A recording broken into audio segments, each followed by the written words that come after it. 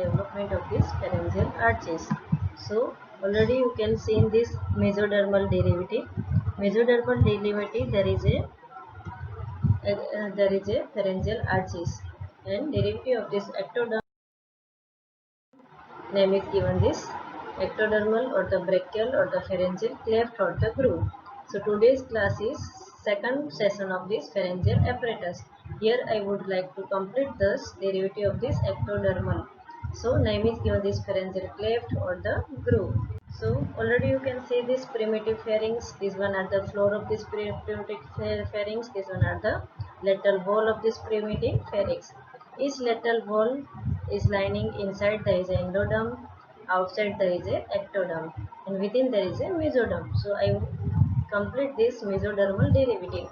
So there is a pharyngeal arches is developed from this first, second, third, fourth, and sixth. And there is a different derivative of this pharyngeal arches like the skeletal element, cartilaginous part, its nervous, its muscles, and artery of this each pharyngeal arch. Today I will cover this pharyngeal pouches or the ectodermal. There is a pharyngeal cleft or the ectodermal derivative. So there is a four pharyngeal cleft: first, second, third, and fourth. You see first the what is this pharyngeal cleft? So already you can see in this after the formation of this pharyngeal arches, the region of this neck is marked on this outside by a series of these grooves or the ectodermal cleft. So this name is given this pharyngeal cleft or the pharyngeal cleft. So these one are the ectodermal derivative or the pharyngeal cleft. The dorsal part of this first cleft only this persists and develop into the epithelial lining of this external acoustic meatus and the cuticular layer of this tympanic membrane. So see this cleft. Example, first pharyngeal cleft. Each pharyngeal arch apparatus consists of pharyngeal arches, a series of these mesodermal thickenings, ectodermal or the brachial. There is a pharyngeal cleft or the groove, and there is a endodermal or the pharyngeal pouch and membrane. This name is given this pharyngeal membrane or the closing membrane are the pharyngeal membrane. So today I would like to complete this ectodermal derivative or the pharyngeal cleft or the groove. This one are the ectodermal derivative.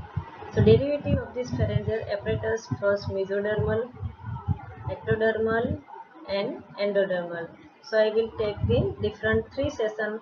First session I also complete this mesodermal derivative, ectodermal in second session, and endodermal derivative in third session of this pharyngeal arches.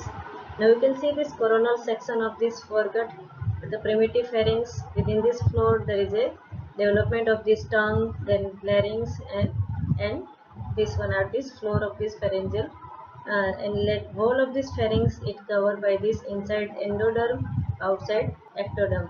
So today I complete this pharyngeal cleft outside the derivative. So total there is a four pharyngeal derivative. So dorsal part of this first cleft, this one are the dorsal part and ventral part. So dorsal part of this first cleft only the persist and the development into the epithelial lining of this external acoustic meatus and cuticular layer of this tympanic membrane. The pinna is formed from a series of swelling of hillocks that arise on the first and second arch, where they adjoin the first cleft. So pinna refer to development of this ear. The ventral part of this cleft is obliterated. So ectodermal derivative of this first arch include the skin over the upper and lower jaw, the tragus of ear, lip, alveolabial sulci, and dental lamina. Epibrachial placode are the specialized thickened region of the surface ectoderm in the region of head and neck. The cells of this placode invaginate to the contribute to the formation of sensory ganglia of this cranial nerve. Example 5th, 7th, and 9th and 10th.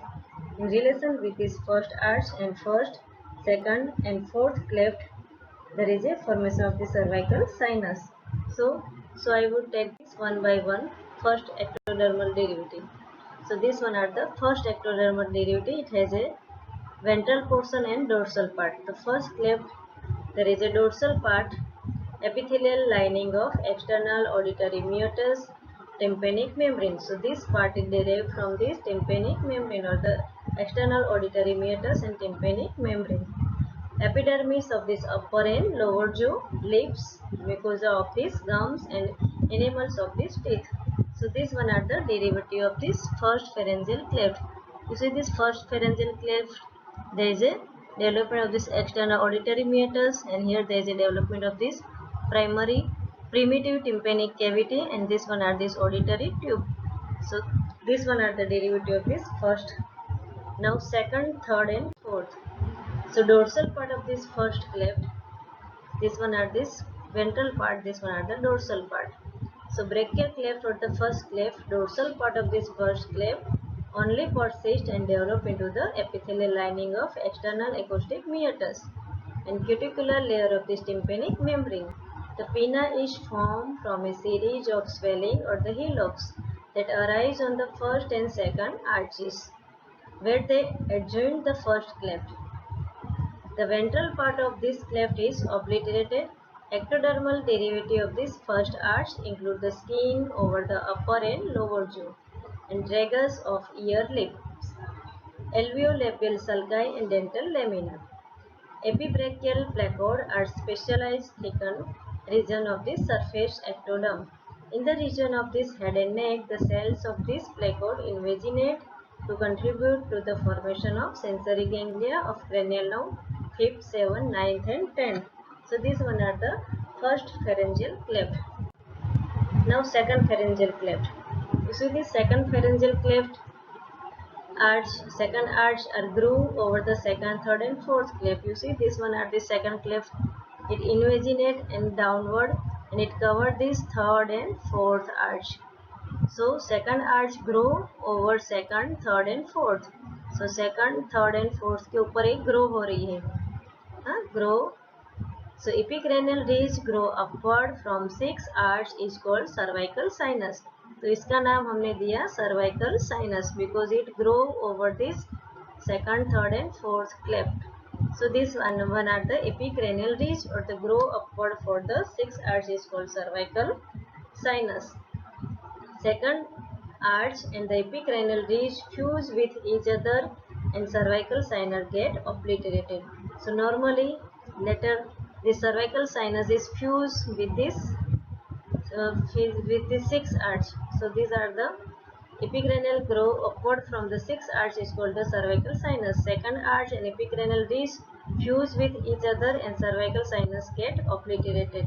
So this one are the latter, it is fused here and there is a obliteration of the cervical sinus in the neck. So brachial malformation or the cyst and fistula. If there is a failure of this obliteration of the cervical sinus, there is a either there may be cyst are developed or may connect to the surface of this pharynx, name is given this fistula. You see this one are this cervical sinus. If it is not obliterated and it persists externally, this one are the external cervical sinus. If it may persist internally, continuity, name is given this internal cervical sinus. Or sometimes there is a development of this cyst at the site of this brachial cyst and the sinus is at the anterior border of this sternocleidomastoid muscles. So these one are the sternocleidomastoid muscles and this one are the anterior border. These are the site for the brachial cyst and sinuses. So what is the brachial cyst? First brachial cyst, it is the development of this cyst within this painless cystic swelling. So brachial cyst, it is a painless cystic swelling situated anywhere beneath this sternocleidomastoid muscles. So कहाँ पे वो रहता है cyst? Sternocleidomastoid muscles की anterior border. It more frequently found close to the angle of this mandible. The cyst is not present at birth and is revealed as the age into advance. It may be two types. So lined by the stratified squamous epithelium or lined by the simple columnar epithelium. The squamous cells cyst may be occur due to this failure of obliteration of this cervical sinus. After its initial separation from this surface epithelium, or it may take place due to this persistence of these placode vesicles. The polymeral cells cyst may exist when some of this endodermal pharyngeal pouch fail to regress. So during these are the property, regress property. So brachial cyst, it is the painless cystic swelling. Name is given the best brachial cyst. You see this diagram. This one are the brachial cyst due to this persistence of the cervical sinus, usually at the edge of angle of this mandible, generally at this one at the angle of this mandible or along this anterior border of the sternocleidomastoid. These are the normal site of this brachial cyst. So what is this brachial cyst? It is the painless cystic swelling situated anywhere beneath this sternocleidomastoid muscles, but it may be includes the angle of this mandible. The cyst is not present in birth but is revealed as the age advance. It may be two types. It lined by the stratified squamous epithelium or it lined by the simple polymeral epithelium. So these one are this brachial malformation or the brachial cyst. Now cervical sinus. So what is the cervical sinus? The cervical sinus is outgrowth of the second arch mesoderm occurred the second arch mesoderm overgrowth the succeeding arch of this and come to overhang them. The space between this overhanging second arch and the third, fourth and sixth arch is called cervical sinus. Subsequently, the lower overhanging border of the second arch fused with tissue caudal to the arch, epicranial ridge, the side of the neck now become this smooth. The neck, the cavity of the cervical sinus normally get obliterated.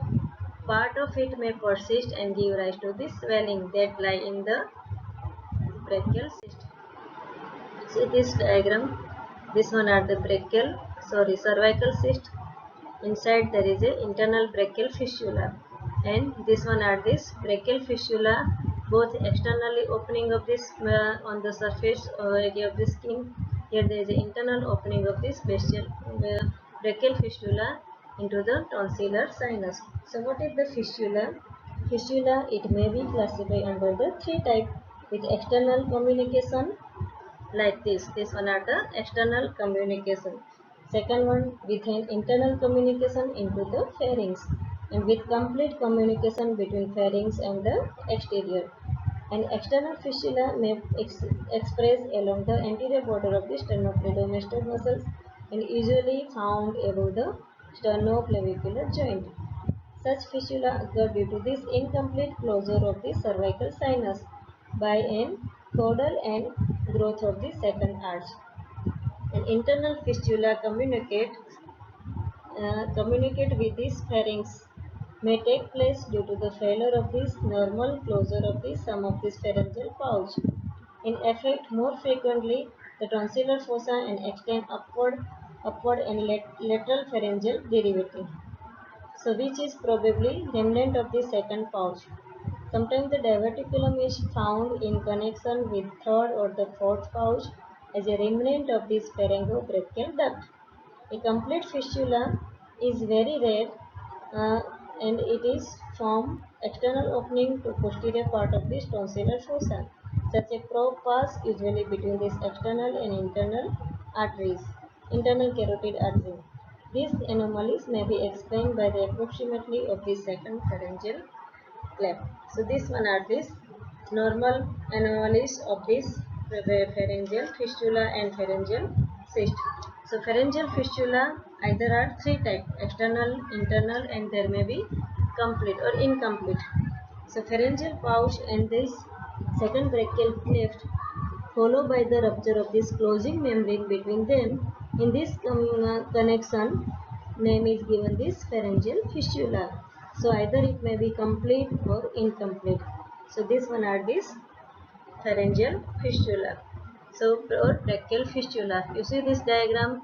Here there is a pharyngeal palatine tonsils. This one are the internal brachial fistula. This one are the cervical cyst. So brachial fistula, either it open external opening of this fistula on the surface, and here there is a internal opening. So probe is introduced here and it is come inside internal opening of this fistula into the tonsillar sinus. So these one are this brachial cyst and fistula. brachial or the cervical cyst opening into the pharynx at the level of this palatine tonsils and closure of the brachial fistula. So this one are the fistula and this one are the cyst.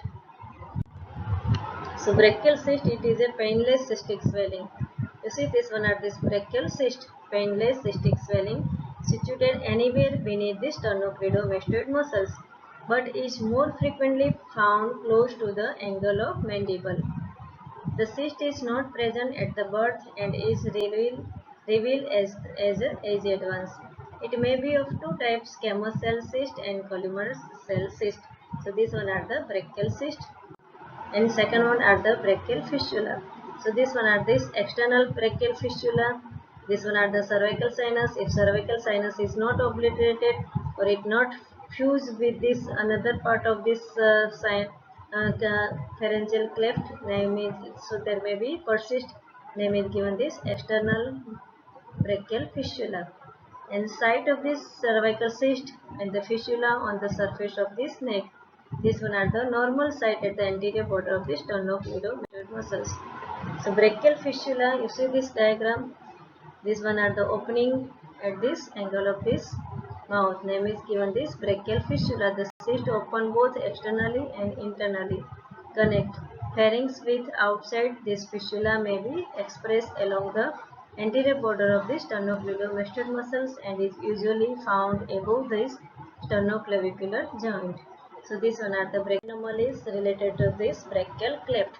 So this first one are this Treacher-Collins syndrome. So what is the Treacher-Collins syndrome?